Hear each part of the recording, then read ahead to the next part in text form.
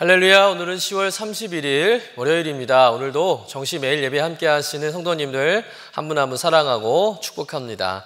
다 같이 사도신경을 고백하며 예배 자리로 나아가겠습니다.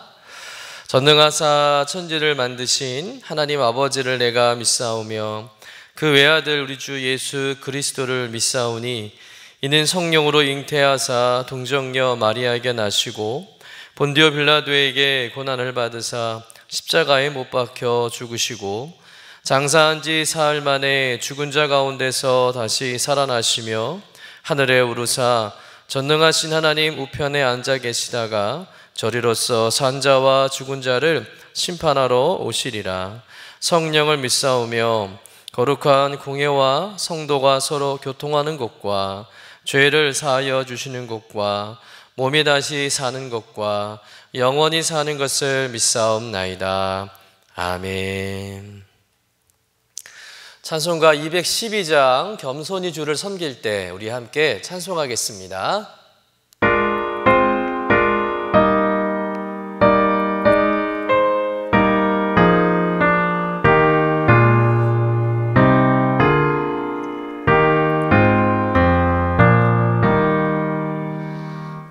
겸손히 주를 섬길 때 괴로운 일이 많으나 구주여 내게 힘 주사 잘 감당하게 하소서. 빈잔 말을 가지고 사람을 감화시키며 갈 길을 잃은 무리를 잘 인도하게 하소서. 구주의 귀한 인내를 깨달아 알게 하시고 굳건한 믿음 주셔서 늘 승리하게 하소서.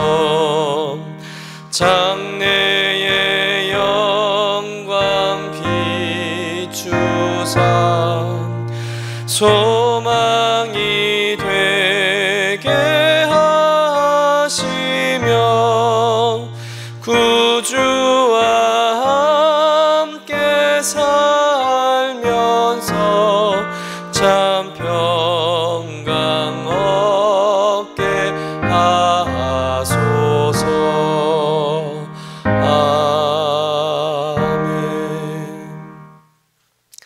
다 같이 매일의 기도 함께 드리시겠습니다.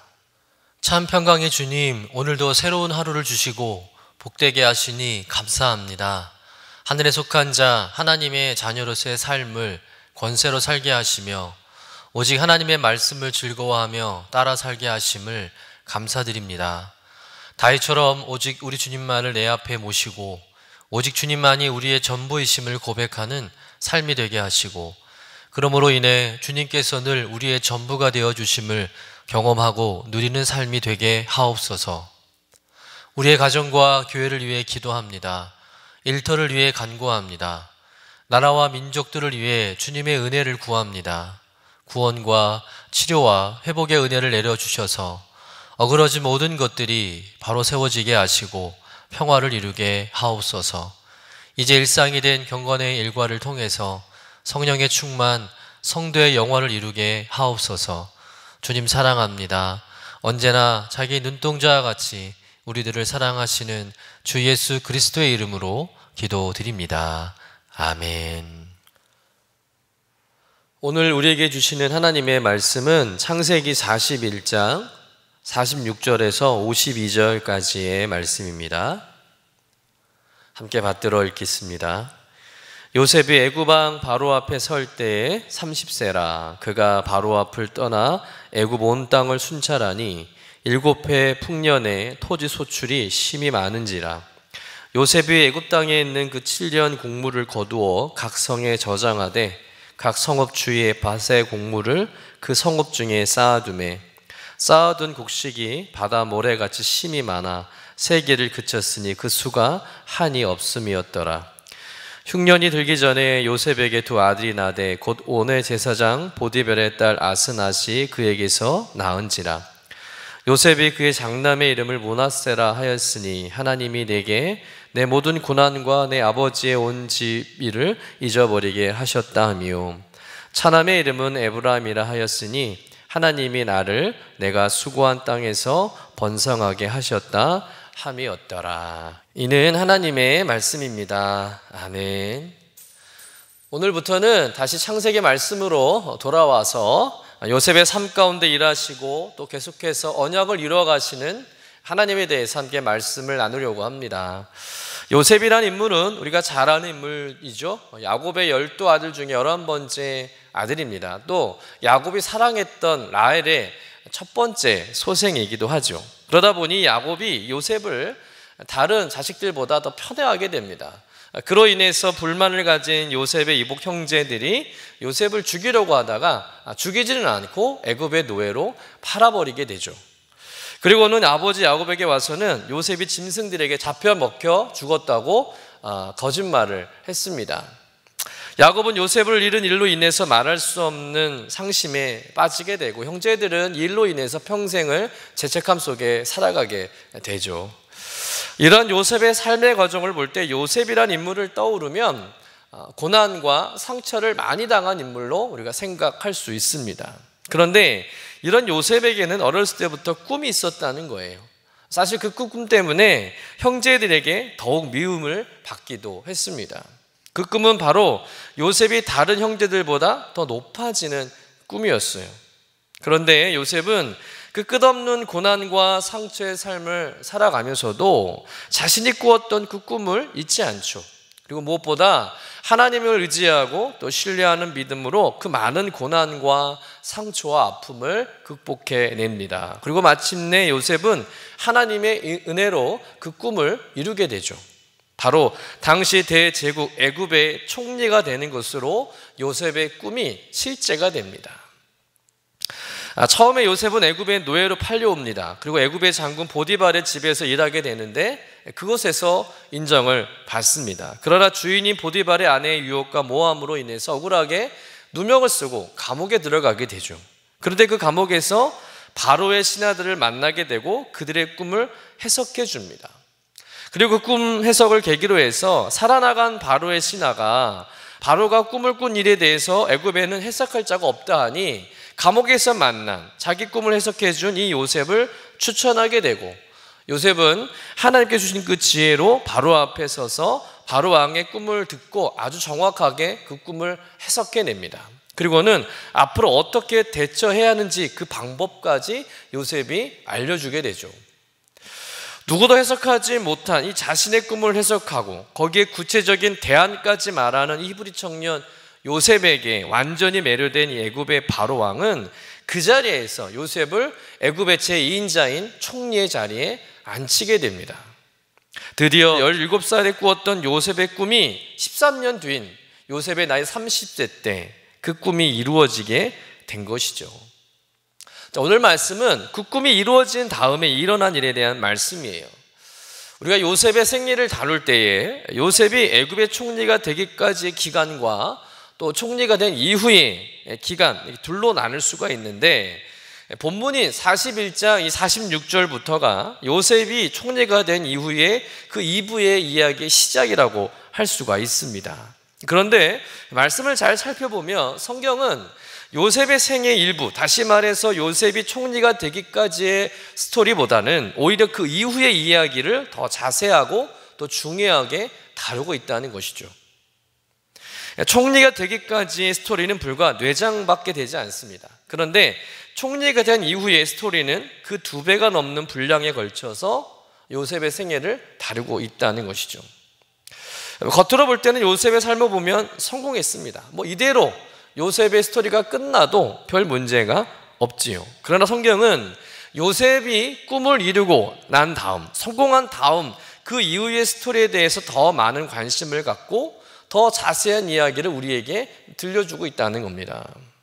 그 이유가 뭘까요? 성경은 요셉의 꿈이 이루어지는 일에 대해서 포커스를 맞추는 것이 아니라 그 꿈을 통해서 앞으로 되어지는 일에 대해 더 포커스를 맞추고 있다는 것이죠. 다시 말해서 요셉의 생애에서 꿈이 이루어진 일보다 더 중요한 것이 있다는 거예요. 그것이 뭐냐?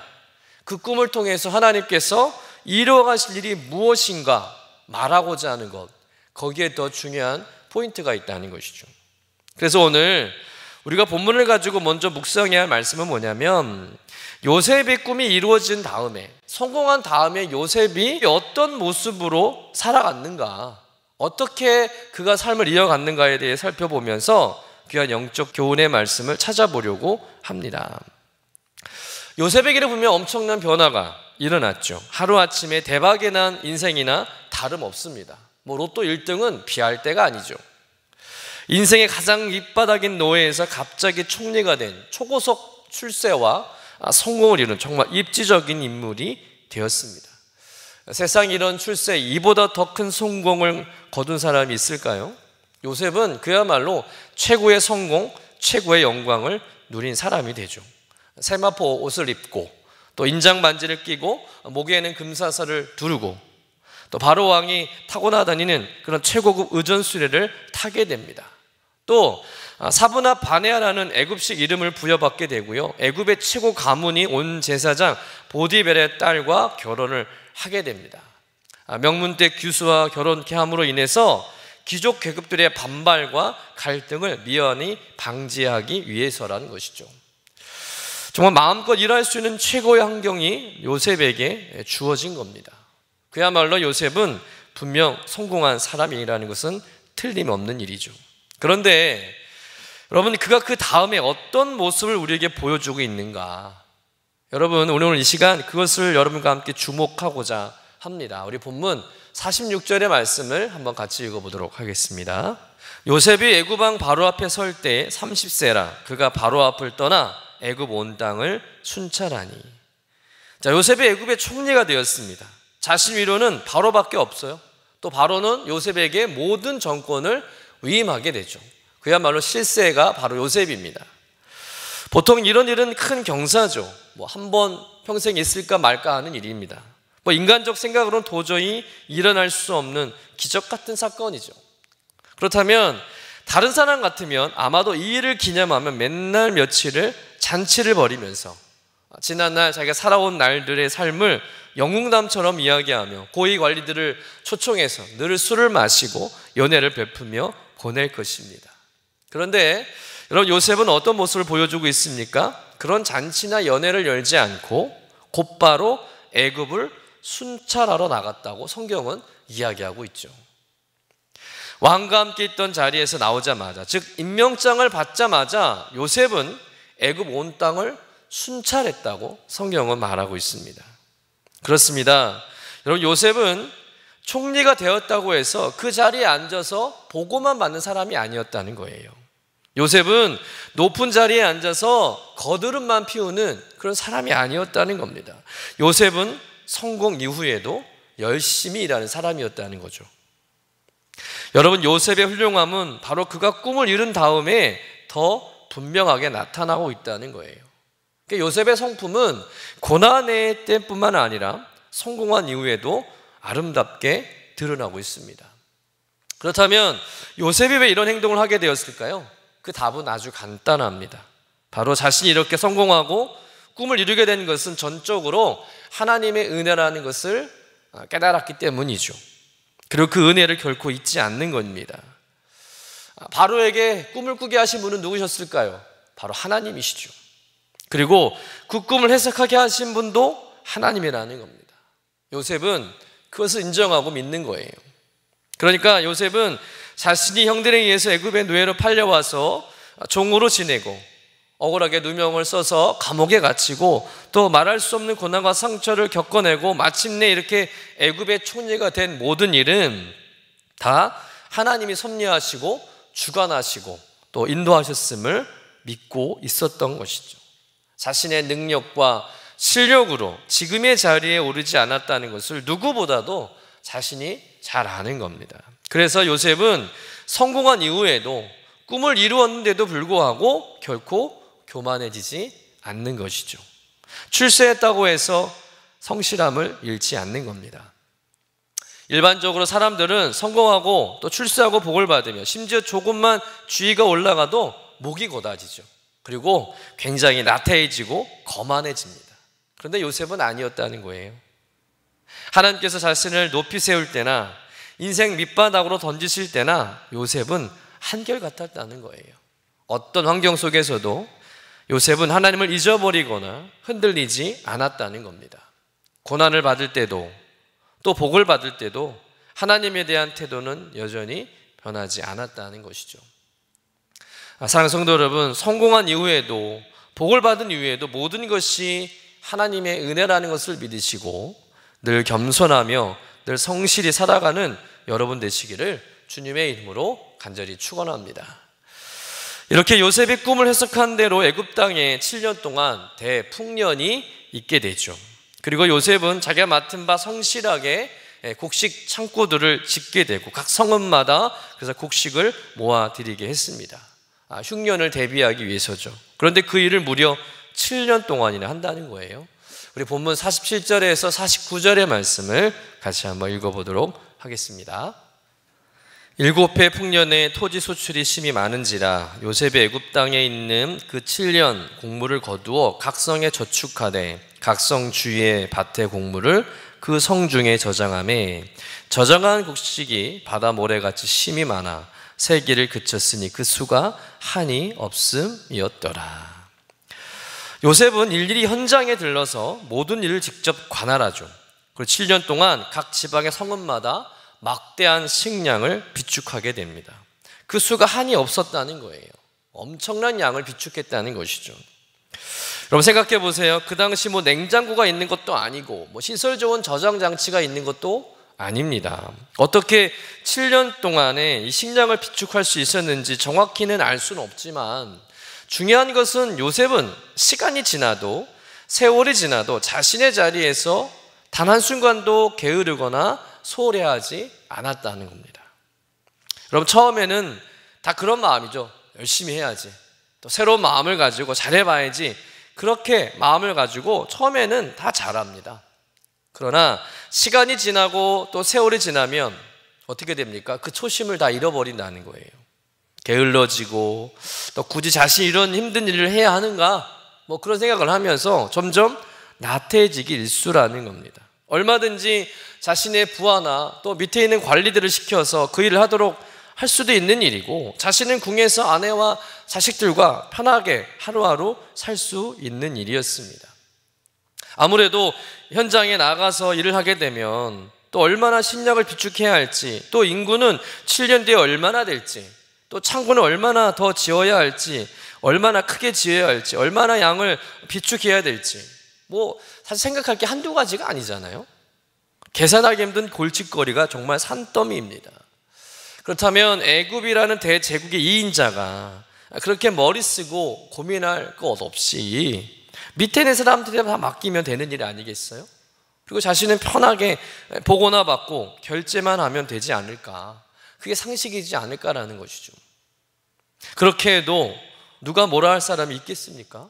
그야말로 권세와 부귀를 가진 자만이 누릴 수 있는 특권 아니겠습니까? 그러나 요셉은 한시도 자신의 자리에서 떠나지 않았다는 거예요. 자신의 권력을 남용하지도 않았고 방심하지도 않으면서 성실하게 매일매일 자기가 맡은 일에 최선을 다했다는 겁니다. 7년이라는 그 긴 세월 동안 요셉은 7년 풍년 이후에 흉년을 걱정하면서 어떻게 하면 이 나라 백성들이 이 긴 흉년을 버틸 수 있을까? 굶어 죽지 않고 먹고 살 수 있을까를 생각한 진정한 지도자였다는 것이죠. 여러분, 요셉은 총리가 된 다음에도, 목표를 이룬 다음에도 그 상태에 머무르지 않고 계속해서 성장하고 성숙해 갔다는 거예요. 흔히 많은 사람들이 이 점에서 실패를 하게 됩니다. 누구든 목표에 올라갈 때까지는요, 열심히 살죠. 노력합니다. 그런데 그 목표에 도달하게 되면 더 이상 올라가지 못하는 일들이 많죠. 성공의 자리에 도달하면 그 이상 성장하지 못하는 사람들이 많습니다. 오히려 성공하지 않는 것이 더 나아 보일 때도 있어요. 왜? 성공한 다음에 더 망가지고 실패하는 사람들이 많기 때문입니다. 그래서 여러분, 우리는 요셉의 삶을 통해서 꿈과 비전의 차이를 좀 고민하고 또 발견하게 됩니다. 물론 꿈과 비전, 같은 의미로 볼 수도 있겠죠. 한글과 영어의 차이라고 할 수도 있는데, 그런데 우리가 생각하는 단순한 꿈과 또 하나님께 주시는 그 비전에는 분명한 차이가 있다는 거예요. 저는 꿈과 비전을 이렇게 구분하고 싶습니다. 꿈은 어떤 목표를 이루는 일이죠. 그러나 비전은 뭐겠습니까? 그 목표를 이룬 다음에 그 꿈을 통해서 어떻게 인생을 살아가느냐, 그것이 저는 비전이라고 생각합니다. 예를 들어서 여러분, 의사가 되는 것이 꿈이었어요. 그리고 정말 열심히 공부해서 의사가 되었습니다. 꿈을 이루었습니다. 그러나 그것으로 끝일까요? 아니죠. 어떤 의사가 되는 것이 더 중요하지 않겠습니까? 의사가 돼서 돈이나 많이 벌려고 하고 환자를 돈벌이 수단으로만 보는 의사라면 그런 의사는 좋은 의사가 아니죠. 환자를 진심으로 위하고 생명을 귀하게 여기고 환자의 치료를 위해서 헌신하는 의사가 되는 것, 그것이 좋은 의사, 그것이 바로 비전이라고 생각합니다. 국회의원이 되는 것이 꿈이었어요. 그래서 천신만고 끝에 국회의원이 됐습니다. 꿈을 이루었어요. 그런데 국회의원을 뽑아줬더니 권력을 이용해서 자신의 이익만 챙기려 한다면 국회의원 잘못된 것이죠. 정말 국민을 위해서 힘없고 약한 서민들을 대변하며 그들의 권익을 위해서 불철주에 일하는 국회의원이 되는 것, 그것이 진정한 비전이라는 겁니다. 여러분, 교회 직분도 마찬가지라고 생각합니다. 장로가 되고 권사가 되는 것이 중요한 것이 아니죠. 너무나 충성스럽고 신실하고 그래서 저분이 장로님 됐으면 좋겠다, 저분이 권사님 됐으면 좋겠다, 그래서 장로님이 되셨습니다. 권사님이 되셨어요. 그런데 장로님이 되신 이후에, 권사님이 되신 이후에 더 장로님다운 모습, 더 권사님다운 모습을 보일 때 그것이 진짜 장로님이고 진짜 권사님이라고 말할 수 있는 것이죠. 장로로 피택되고 권사로 임명되면 끝이 아니라 왜 하나님께서 나를 장로로 세우셨을까? 왜 하나님이 나를 권사로 세우셨을까를 고민하며 나는 어떤 장로, 어떤 권사로 서야 되는가를 날마다 고민하고 그 맡은 바 직분을 잘 감당하는 것, 그것이 하나님의 비전인 줄로 믿습니다. 여러분, 요셉은 총리가 되는 것으로 끝나지 않았다는 거예요. 꿈을 이룬 것으로 끝나지 않았다는 겁니다. 하나님은 요셉의 꿈을 비전으로 더 승화시켜 가신 거예요. 요셉은 자신이 총리가 되는 것은 그냥 오로지 자신의 부귀 영화를 위한 것이 아니라 바로 야곱의 가족을 구원하고 더 나아가서는 이스라엘 민족을 살리고 부흥케 하고 하나님의 구원의 역사를 이끌어가는 그런 원대한 비전이 있음을 믿고 있었던 것입니다. 사랑하는 성도 여러분, 여러분에게 주신 그 물질, 권세, 지위, 지식은 그 자체가 중요한 것이 아닙니다. 그것을 통해서 어떤 열매를 맺느냐가 더 중요한 줄로 믿습니다. 여러분, 요셉은 30세라는 젊은 나이에 성공해서 얼마든지 교만해질 수도 있고 거만해질 수도 있었습니다. 나태해질 수도 있었어요. 그러나 요셉은 더 겸손했고요, 자신에게 주어진 그 삶의 자리에서 날마다 성장하고 성숙한 사람으로 살아갔다는 거예요. 성공하고 실패한 인생이 되지 않았다는 것이죠.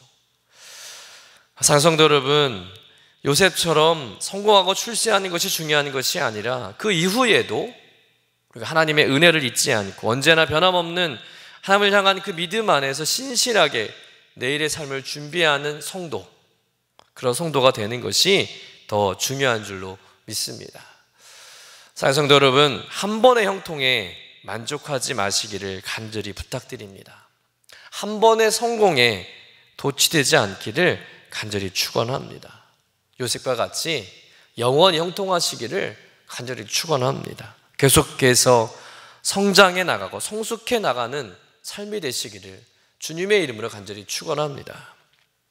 여러분, 꿈을 이루는 것에 만족하는 인생이 아니라 그 꿈이 더 큰 비전이 되도록, 그래서 하나님의 계획과 뜻이 이 땅 가운데 나를 통해 이루어지게 되는 그런 놀라운 비전의 사람 되시는 여러분 되시기를 주님의 이름으로 간절히 축원합니다. 기도하겠습니다. 하나님, 내가 지금 이 자리에 이르게 된 것은 모두 하나님의 은혜요 축복임을 믿습니다. 그러니 언제나 겸손하게 하시고 하나님의 은혜를 잊지 않게 하여 주옵소서. 또한 한 번의 성공에 도취하지 않게 하시고 성공의 이후에도 더 성실하게 살아가고 부지런하여 날마다 성장과 성숙함을 이루어가는 삶이 되게 하여 주옵소서. 그래서 꿈만 이루는 인생이 아니라 하나님의 비전을 이루는 인생 되게 하여 주옵소서. 나의 꿈을 통해 하나님의 계획하신 그 위대한 비전을 감당하는 거룩한 인생 되게 하여 주옵소서. 눈앞에 있는 성공과 나의 유익만을 위한 삶이 아니라 하나님의 나라와 열방을 위해 쓰임받고 수많은 영혼들을 먹여 살리고 구원하는 요셉과 같은 큰 비전의 사람 되게 하여 주시옵소서. 감사드리며 거룩하신 예수님의 이름으로 기도드립니다. 아멘.